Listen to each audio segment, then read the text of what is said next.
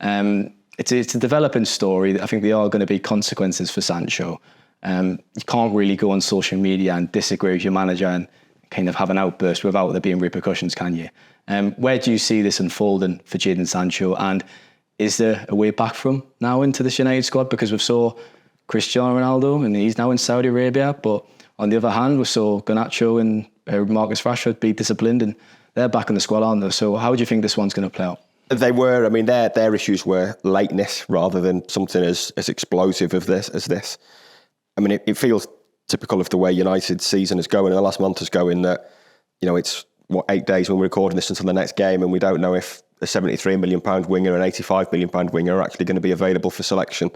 It is a mess. And the Sancho thing especially is a mess. I've written a piece this lunchtime on it and, it's pretty clear that neither's backing down. I mean, we contacted United on Monday to ask for their views based on what Sancho had said, and the comments we got back and what sources were saying was that we've nothing else to say. Ten Hag, the manager, hasn't given a clear reason as to why he's not in the team. So there was no this was misinterpreted. He didn't mean it in this way. There was very much a doubling down.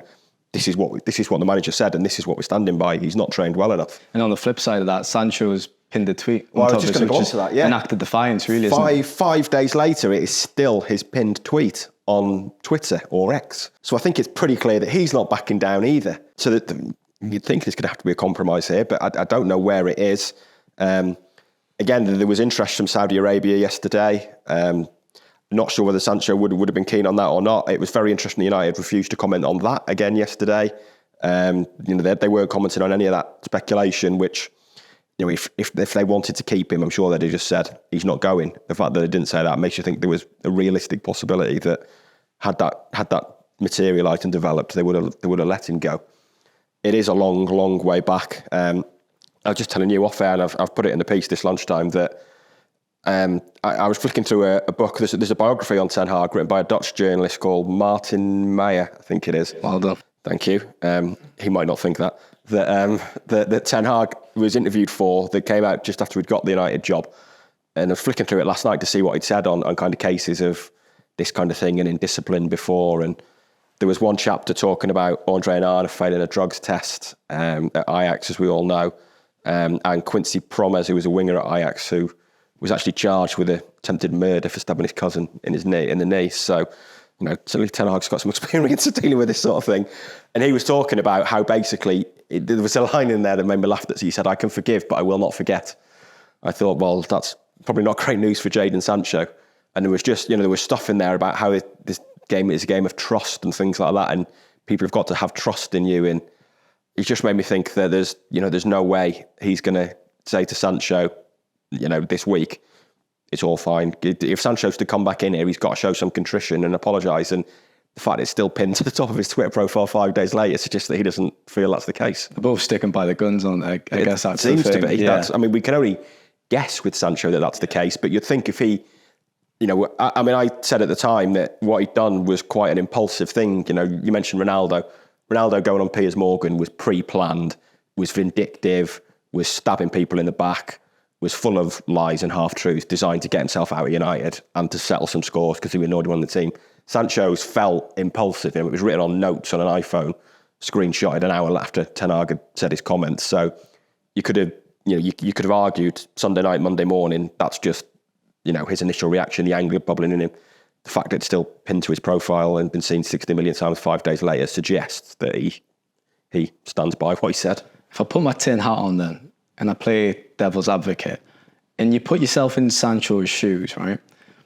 Is there a shred of understanding for wanting to have your own opinion and kind of, if you've been publicly criticised and you, from your perspective, disagree with what's said, is it possible that it's fair to reply? I personally believe, I think we all agree, it should have been done privately and it should have been done at Carrington. You should have went straight to the manager's door and had that conversation and aired his frustrations in a different way. But is there a little bit of empathy there, I guess, for the player's side? There's been suggestions, obviously, he's very frustrated because Anthony's been selected ahead of him a lot and he's been incredibly disappointing since his move from Ajax. So if you put yourself in Sancho's shoes for a moment, I know it's difficult, but what do you think about that? Yeah, maybe. maybe there's a way to do it. I think his statement probably went too far over the top. I mean, starting with "don't believe everything you read" when what people are reading is a quote from his manager, then suggesting he's being scapegoated for something. It was far more than just I don't. If he'd have said, "If you come on, I don't agree with this, but I take it on board" or whatever, then maybe. But he went a lot further than that. I think the fact that Ten Hag said it, and I'm guessing he said it for a reason. I mean, he is quite honest with absences, like injuries and stuff like that. He will never say what an injury is, and the club now will never say what an injury is. We've seen it with Tyrone Marshall. It's been a bit weird that though, hasn't it? Yeah. From what I'm told, Ten Hag's view is that he will be honest if people are injured or are ill. He'll be honest with reasons for being out of the squad, which is maybe why he said what he said about Sancho. But he won't give specifics on medical conditions. So Luke Shaw. He's a good player. He's a good player. They should sign him, actually. Luke Shaw's got a muscle injury, but we don't know what muscle. Tyrone Marshall has not been involved all pre-season, but we don't actually know what's wrong with him. So, you do get this a lot. We saw it with McTominay and Maguire, I think, at various points this season or pre-season have missed games. We've been told it's a small injury. There's no detail given now on what the actual medical conditions are. Described it as personal, didn't he? Was the word he used when in one of his press conferences. He said it's personal, these injuries. So it's like it's an interesting word. I think he sees it as like private information. Private information, maybe. I mean, obviously, a medical condition is different to pulling your hamstring, but for some reason, he wants to keep it quiet. And like I say, he's quite honest if players are injured or unavailable because they're ill or things like that. So maybe with Sancho, he's just felt the need to be honest. Or I think probably more likely he's reached the end of his tether. I can't imagine he's not told Sancho this in person, and probably more than one or two occasions. He's probably just reached the end of his tether and has thought, I'm just going to have to say it in public. I think he probably wanted to inspire or provoke a response, a reaction on the training ground, though. Yeah. Not a response on social media. On social media, no. And it is, we don't see what's going on in training. We take Ten Hag's word for it.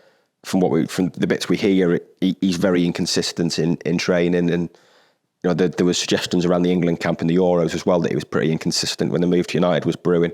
So there does seem to be some form there. What we do see is on the pitch, and he's hugely inconsistent on the pitch. You can count. I think he's played 82 times for United now. You can count the number of really good games on one hand. So it would be no great surprise if he was doing exactly the same thing in training. It's been suggested, obviously, some interest from Saudi Arabia. I believe their transfer window might shut tonight. Last night. Is it last night? Well, there you go. So that ship's gone then. That ship sailed regarding Sancho. If we look at his, like you just said, his time at the club in a nutshell, it's just been so disappointing, hasn't it? We've talked about him at length on this podcast, to be fair. I remember a conversation a little while back and we were discussing what fee would they get? What kind of fee would they get for Sancho at this point? Which is even more interesting now this has happened. But you take yourself back, it's 3 years ago now, Ty's in his third season at the club. This was a player who came from Dortmund with such an amazing reputation. We saw all the clips of him. I mean, the games, and you watched him in the biggest games. He would dazzle. He was in the England squad. He's not been picked for international duty, obviously. I don't know if he's been picked for around a year and a half now for England. Is it around that now? Is it the Euros as well? Was it the Euros he last played for the country? It's the Euros. I'm not sure he's actually been picked as a United player. I think it might be the Euros. Are we ever going to see that player again? Because I have my doubts personally. I mean, he's 23 years old. That's the thing. So there's still ample time to kick on and get his career back on track. But I've got my doubts, really. Yeah, I have, to be honest. Something needs to change. Something needs to give. There was so much excitement when United signed him. They tried to sign him the year before. He was such a thrilling player. Not far off the levels that Jude Bellingham was, or the excitement levels of Jude Bellingham this summer when he went to Real Madrid. Haaland and Sancho were the three at Dortmund. Exactly. And the excitement around Bellingham this summer, I think, was similar to Sancho in 2021. And to think that United was signing an English winger who was 20 at the time, I think, for 73 million, and he'd never played for England under them. And now, I mean, he's so far out of the England picture now. I mean, they'd probably need 15 wingers to get injured before we had a look at England duty. And they've got a lot of wingers as options. I mean, Harvey Barnes would probably get in the squad ahead of him at the moment, Stephen. He keeps getting a mention on this podcast. Harvey Barnes, he was when Samuel was in, he got a mention. So yeah, it's very difficult. I mean, we've talked about this podcast before. One of the highlights of the pre-season tour is always having a sit down with Ten Hag away from the cameras. You know, these days every press conference is filmed. It's all very formulaic and formal in front of a camera. Pre-season, the written press, we always get a sit down with him, just chairs like this, round in a circle, and a bit more informal. And a few of us asked him about Sancho in the summer, and I asked that question that you just kind of mentioned, really, is that what's gone wrong? Because he looks a very different player to the player we saw at Dortmund, who would take players on, run at players, was so confident. And, I think I said, is he a different player, or is it just a case that it's a different level? And he kind of nodded furiously in agreement with me and was like, he basically said, it's the Bundesliga's good preparation for the Premier League, but you've got to step up at that point. And he also said my vision was a little bit grey, apparently, and that Sancho, he didn't think he was too dissimilar a player to the one who was at Dortmund. But maybe he was just having a poppy for wearing glasses there. Possibly, yeah. Maybe I need to go get a new prescription, possibly.